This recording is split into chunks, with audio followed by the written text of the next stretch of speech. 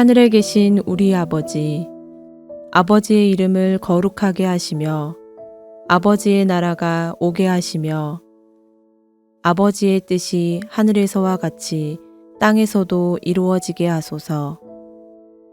오늘 우리에게 일용할 양식을 주시고 우리가 우리에게 잘못한 사람을 용서하여 준 것 같이 우리 죄를 용서하여 주시고 우리를 시험에 빠지지 않게 하시고 악에서 구하소서.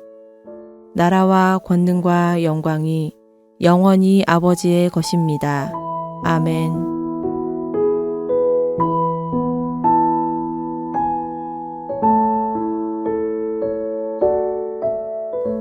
그러므로 너희가 이것을 알고 이미 있는 진리에 서 있으나 내가 항상 너희에게 생각나게 하려 하노라. 내가 이 장막에 있을 동안에 너희를 일깨워 생각나게 함이 옳은 줄로 여기노니 이는 우리 주 예수 그리스도께서 내게 지시한 것 같이 나도 나의 장막을 벗어날 것이 임박한 줄을 알미라. 내가 힘써 너희로 하여금 내가 떠난 후에라도 어느 때나 이런 것을 생각나게 하려 하노라. 우리 주 예수 그리스도의 능력과 강림하심을 너희에게 알게 한 것이 교묘히 만든 이야기를 따른 것이 아니요 우리는 그의 크신 위엄을 친히 본 자라. 지극히 큰 영광 중에서 이러한 소리가 그에게 나기를 이는 내 사랑하는 아들이요 내 기뻐하는 자라 하실 때에 그가 하나님 아버지께 존귀와 영광을 받으셨느니라. 이 소리는 우리가 그와 함께 거룩한 산에 있을 때에 하늘로부터 난 것을 들은 것이라. 또 우리에게는 더 확실한 예언이 있어 어두운 데를 비추는 등불과 같으니 날이 새어 샛별이 너희 마음에 떠오르기까지 너희가 이것을 주의하는 것이 옳으니라. 먼저 알 것은 성경의 모든 예언은 사사로이 풀 것이 아니니 예언은 언제든지 사람의 뜻으로 낸 것이 아니요 오직 성령의 감동하심을 받은 사람들이 하나님께 받아 말한 것임이라.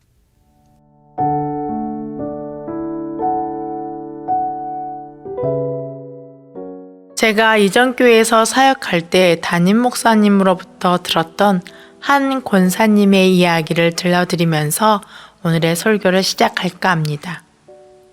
이 이야기의 주인공이신 권사님은 연세가 아주 많이 드신 분이십니다. 그리고 치매를 앓고 계신 분이십니다. 상태가 많이 좋지 않아 자신의 자녀들조차 기억하지 못하시는 분이셨습니다. 그런 권사님을 구역장 되시는 젊은 권사님이 매주일 빠지지 않고 교회에 모시고 다니셨습니다. 그러던 어느 날 구역장 되시는 권사님께서 가정일로 서울에 가시게 되어 그 권사님을 교회에 모시고 올 수 없게 되었다고 교구 목사님께 연락을 주셨답니다.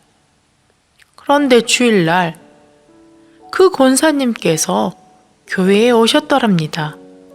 구역장님의 출타로 오실 수 없다는 소식을 들으셨던 담임 목사님께서는 너무 놀라 주일 예배 후에 그 권사님을 찾아가 어떻게 오셨는지 여쭤보았답니다. 놀랍게도 자기 자신의 자녀 얼굴도 이름도 기억하지 못하시는 그 권사님께서 주일 예배 시간과 교회 오는 길을 여전히 기억하고 계셨답니다. 주일 아침 목회자 조율 시간에 목사님께서 권사님의 이야기를 들려주시면서 이렇게 말씀하셨습니다. 목회자인 우리가 하나님의 말씀을 들고 단에서는 이 주일 예배가 치매에 걸리셔서 자녀도 알아보지 못하시는 권사님께서 절대 잊지 않는 그 예배입니다. 그분이 유일하게 기억하는 것이 주일 예배가 있는 이 교회와 예배 시간입니다. 그런 분이 예배하러 오는 이 귀한 주의 날, 여러분이 하나님의 말씀을 들고 섭니다. 그러니 최선을 다해 준비하십시오. 있는 힘을 다해 준비하고 서십시오라고 말씀하셨습니다. 누군가는 망각을 신이 준 선물이라고 말하지만 우리의 삶에 함께 동행하시고 일하고 계시는 하나님에 대한 모든 기억은 은혜입니다. 우리는 하나님께서 우리의 삶에 행하신 일들을 기억하면서 감사의 찬양을 올려드림과 동시에 지금의 힘든 시기를 이겨나갈 힘을 얻기도 합니다. 그리고 보이지 않는 미래를 향하여 담대한 걸음을 내디딜 수 있습니다. 베드로는 기억이 가지고 있는 유익을 아주 잘 아는 사람이었습니다. 오늘 본문은 베드로가 그리스도인이라 불리는 교회의 성도들에게 경건한 삶의 열매를 맺으라고 권면하면서 유언과도 같은 중요한 가르침을 남기고 있는 내용입니다. 이는 교회가 받은 가르침을 기억하게 하여 교회를 분열시키는 거짓 가르침에도 흔들리지 않도록 하기 위함입니다. 유언을 남기는 심정으로 교회와 성도들을 향해 그들이 이미 받아서 알고 있는 진리를 잊지 말고 기억하라고 권면하고 있는 베드로는 자신이 육체의 장막을 벗고 죽은 이후에도 성도들이 받았던 가르침을 잘 기억해서 어떤 거짓 가르침에도 흔들리지 않기를 바라고 있습니다. 이것은 이 땅을 살아가는 모든 성도가 되새기고 따라야 할 권면인 것입니다. 우리는 이미 알고 있는 그리고 믿고 있는 성경의 진리를 되새기고 따를 뿐만 아니라 다음 세대에게 분명하게 전해줌으로써 이 세상 속에서 교회가 굳건하게 세워지도록 힘을 다해 행해야 하는 주님으로부터 받은 사명입니다. 그렇다면 베드로가 말하는 성도들이 먼저 기억해야 할 진리가 무엇일까요? 가장 먼저 베드로는 주 예수 그리스도의 능력과 강림하심에 대해 말하고 있습니다. 16절 말씀입니다. 우리 주 예수 그리스도의 능력과 강림하심을 너희에게 알게 한 것이 교모이 만든 이야기를 따른 것이 아니요 우리는 그의 크신 위엄을 친히 본 자라. 아멘. 당시 만연했던 영지주의 이단은 예수 그리스도께서 육체로 이 땅에 오신 것을 부인했고 예수님의 재림도 믿지 않았습니다. 재림이 없으니 마지막 심판도 없고 거룩하게 살아갈 동기도 희박해지기 마련이어서 이 가르침은 도덕적 해이로 이어졌습니다. 이에 베드로는 예수 그리스도의 재림에 대해 증명해 나갑니다. 그는 먼저 예수님의 공생의 기간을 함께했던 사도들의 경험과 증언을 제시한 다음 자신이 직접 보고 들었던 변화산에서 일어난 예수님의 변모를 언급하면서 그것이 바로 재림주의 영광과 능력을 보여주는 사건이라고 주장하면서 이 모든 것을 받으라고 명령합니다. 이어서 베드로는 예수 그리스도의 재림을 지지하는 두 번째 논증을 예언의 말씀, 즉 성경의 말씀을 큰 증거로 제시하고 있습니다. 19절 말씀입니다.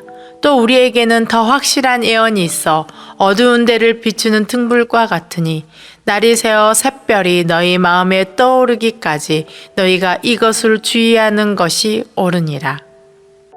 성도 여러분, 예전에 제가 우연히 본 영화가 있습니다. 일라이의 책이라는 영화입니다. 혹시 기회가 되신다면 꼭 한번 보시면 좋을 것 같습니다. 영화의 내용은 이렇습니다. 세상을 폐허로 만든 대재앙 이후 황폐해진 세계에서 방랑자 일라이는 아주 소중하고도 많은 사람들이 매우 탐내는 물건을 소지하고 있었습니다. 그것은 지식, 희망, 그리고 문명을 되찾는 열쇠를 가지고 있는 책이었습니다. 일라이의 여정은 무자비한 전쟁군주 카네기를 만나면서 위험한 방향으로 흘러갑니다. 카네기는 그 책의 중요성을 아주 잘 알고 있었으며 남아있는 생존자들을 통제하고 자신이 그들 위에 군림하기 위해 그 책을 손에 넣고자 했습니다. 이 책이 무엇인지 아십니까? 바로 성경이었습니다. 일라이는 하나님의 말씀은 전하는 자로서 성경을 가지고 사람들을 통제하고 그들 위에 군림하려는 카네기와 그의 군대를 상대로 성경을 보호하기 위해서 모든 힘을 다하여 헌신을 바칩니다.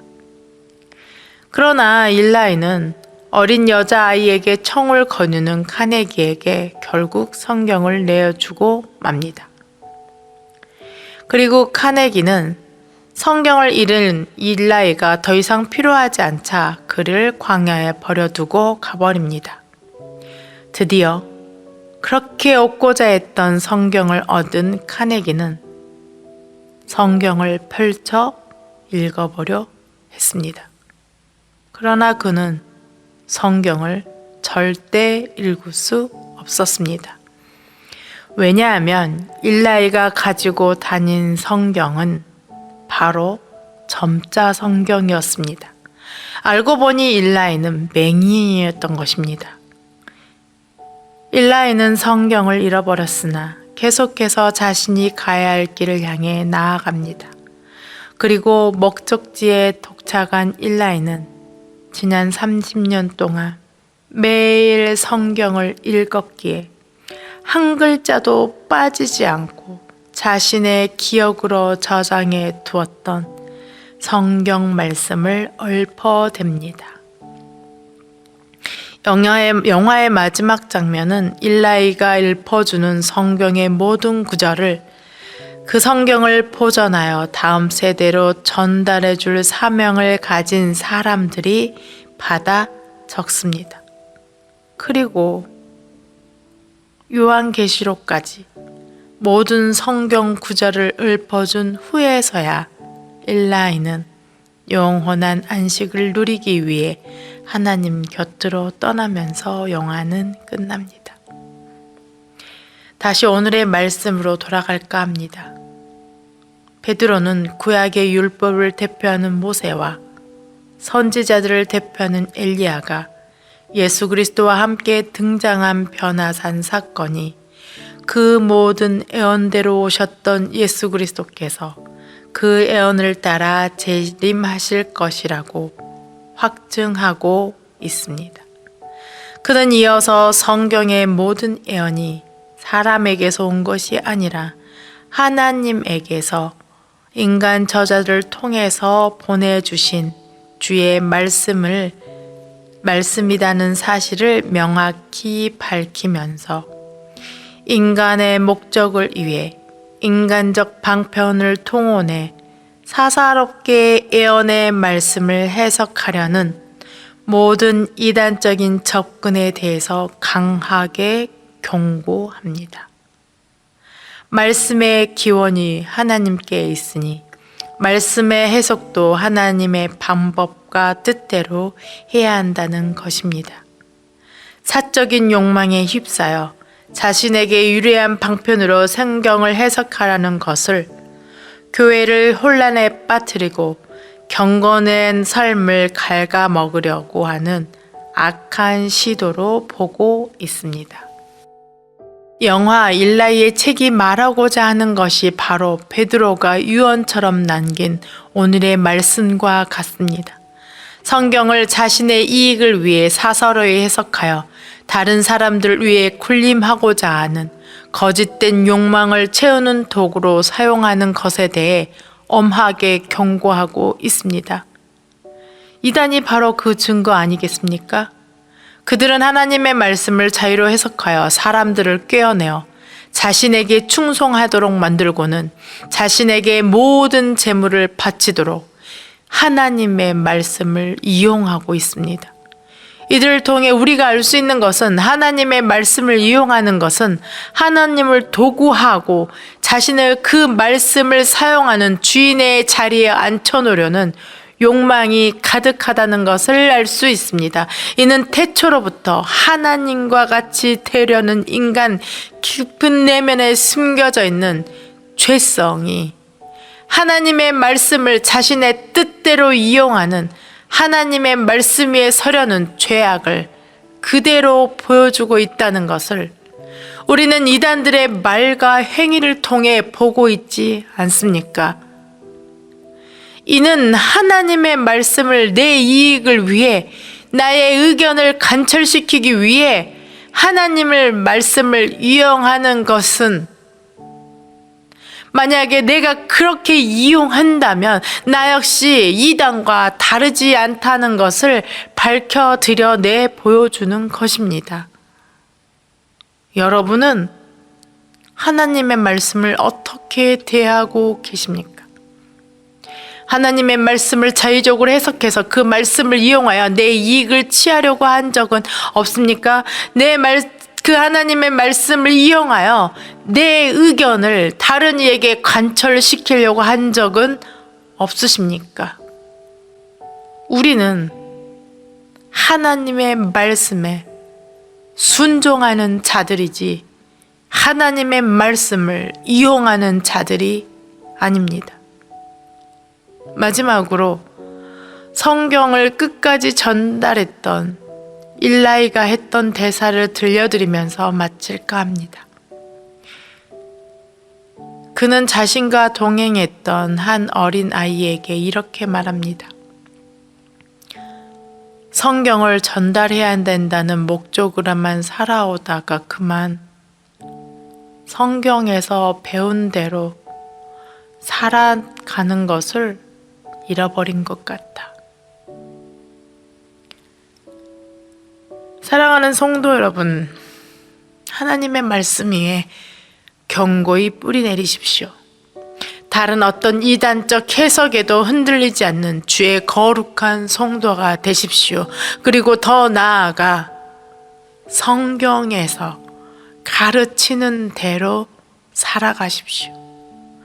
주의 말씀을 삶으로 살아내므로 우리의 모든 삶이 성경의 말씀, 하나님의 말씀이 되어 세상 모든 사람들에게 삶으로 하나님의 말씀을 전하는 진정한 하나님의 말씀의 증인이요 전도자가 되시기를 간절히 기도합니다.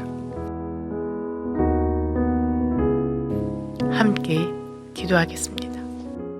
우리에게 말씀하시는 하나님 아버지, 태초부터 지금까지 우리를 향하여 사랑한다고 끊임없이 말씀하여 주시니 진심으로 감사합니다.